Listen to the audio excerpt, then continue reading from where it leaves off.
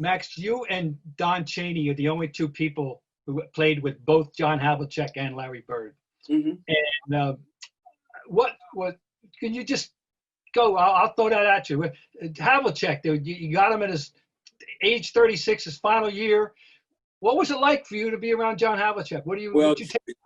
Yeah, John, and this is what was crazy about it. My first year with John was John's last year. And I just remember playing and watching him come on the floor. And he came to practice. Red didn't make him come to camp. He came to camp late every year. But, man, came in just flying, never stopped. I was like, damn, this dude. And I'm trying to keep up with him as a young player. I'm thinking, like, this should be a piece of cake. Man, he ran me to death, coming off these picks, cutting back the other way. Was just an amazing guy. And I don't think I was as hurt as I've ever been when the last time I saw John. And that's when he was at the Garden. I want to say it might have been honoring Paul Pierce. And so I came down to speak to John. And I saw him. And I was like, hey, John, how you doing, man? What's going on? How you feeling? And he goes, hey, how are you? I didn't know he had the early stages of Alzheimer's at that time because I was like put off because like, damn, John didn't play with you, But I didn't know that John essentially didn't recognize who I was at that time. And I didn't know what he was going through. So that's why I say when you think about players and who they were, and, even you think about the great ones I played with, Dave Cowens. One of the stories I love about Dave is this one. First time I ever played with Dave, he gets 2 ammonia tablets, breaks them in half, stuffs them up his nose, and takes this big snort. I'm like, whoa. I'm thinking, I said, that dude is a real man. Next thing you know, Bob, freaks me out.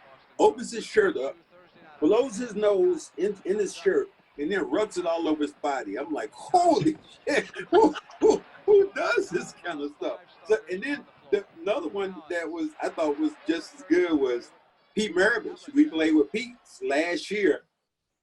Pete was with us, and the story was just kind of bittersweet.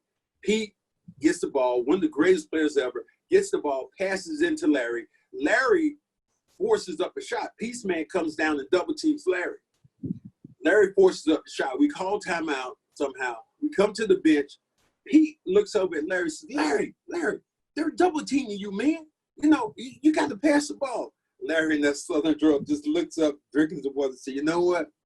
If you're any damn good, they wouldn't be double teaming me. I was like, damn, one superstar to another. So Larry did not have a filter at all when it came to who you were and what you did. But those days, and remember playing with JoJo White, coolest dude in the world. That is one of my best friends, one of my mentors. I loved it. Under Tommy Heinsohn, I had, at that year, my first year, I had 7 guys who'd been on the All-Star team. Dave Bing was on the All-Star team. Sidney Wicks, Curtis Rowe, JoJo, Havlicek, Cowens. It was just on and on. And Dave Bing, man, those dudes, man, and you think about it, they would have been a collection of unbelievable all-stars. But they had gotten old all of a sudden in one day, in one season. And it was just bickering between all these guys, and it just didn't work.